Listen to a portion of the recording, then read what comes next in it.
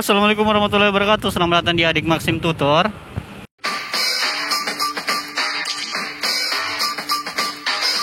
Bagaimana kami teman-teman hari ini? Semoga hari ini teman-teman diberikan kesehatan, keberkahan, dan diberikan banyak orderan. Oke teman-teman, di video kali ini saya ingin membahas soal video atau ya informasi yang lagi viral di Instagram ataupun di Facebook soal driver Maxim. Dan di konten kali ini saya hanya akan memberikan pandangan saya mengenai berita yang lagi viral ini. Di mana informasinya? Yaitu sebelum soal berita yang akan saya berikan informasi ke teman-teman. Nah, bagi teman-teman yang sudah tahu beritanya atau yang sudah mengira-ngira bahwasanya berita apa yang akan saya berikan, teman-teman bisa langsung ketahui kan? Dan sudah banyak di Instagram ataupun di Facebook. Tapi di sini saya memberikan pandangan dan memberikan masukan juga buat teman-teman driver di sana ataupun customer yang ada di luar sana. Gitu teman-teman.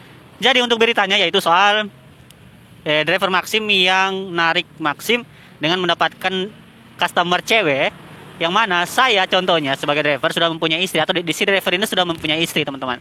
Nah di informasi yang saya dapatkan ini, di mana dia memesan pelanggan memesan Maxim, dan yang dia dapati adalah si driver ini, si oknum driver Maxim ini.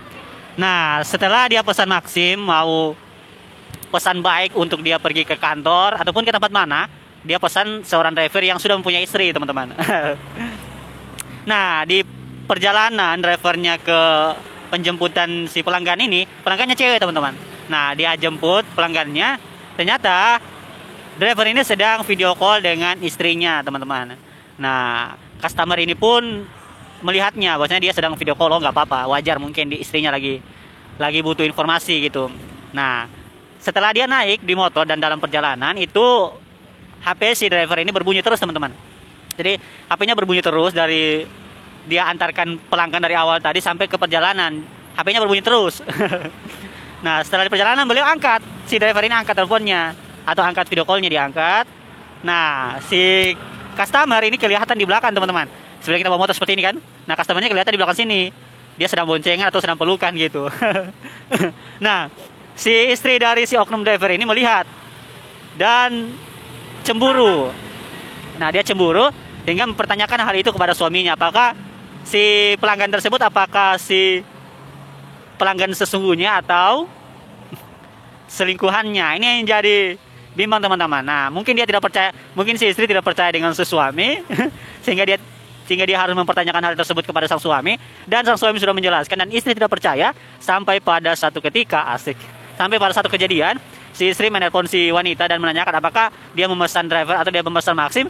Si customer ini tidak atau menjawab tidak, karena pada saat dia telepon kan sudah selesai orderannya. Dan pada saat si istri telepon ke customer tersebut, apakah tadi pesan Maxim? Si customer bilang tidak, padahal sebelumnya iya. Mungkin ini juga salah satu kesalahan si customer tersebut teman-teman.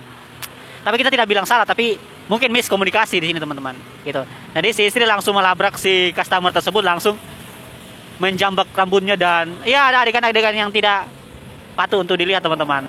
Nah itu dia teman-teman, jadi itu videonya. Nah kalau kita lihat memang ada sedikit miskomunikasi aja di kejadian kali ini, atau mungkin ada sedikit emosi yang berlebihan dari si istri sehingga dia bisa mengeluarkan begitu amarahnya ke orang lain yang adalah seseorang customer atau pelanggan dari aplikasi Maxim. Dan si istri mungkin tidak percaya dengan sang suami, yang mungkin sang suami sudah pernah melakukan hal tersebut sebelumnya. Ini kita tidak ketahui, hanya memungkinkan sesuatu aja teman-teman. Oke, jadi saya memberi pandangan dari sisi drivernya dan sisi keluarga drivernya, bahwa sebagai seorang istri seharusnya, atau sebagai seorang customer atau sebagai seorang driver dan istri tadi seharusnya memang sudah saling mengerti.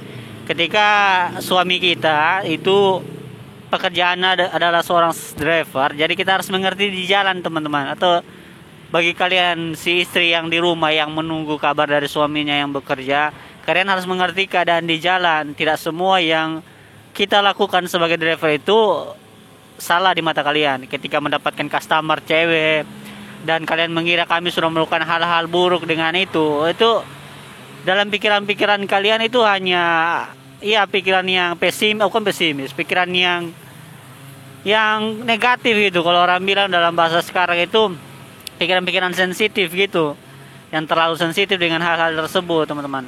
Nah, untuk kalian para istri yang ada di rumah, cobalah untuk mengerti dengan keadaan suami di jalan. Doakanlah suami kalian di jalan, sehingga mereka bisa lancar dalam menjalankan pekerjaan mereka, sehingga rezeki yang mereka dapatkan juga itu akan mereka bawa pulang dan berkah juga gitu.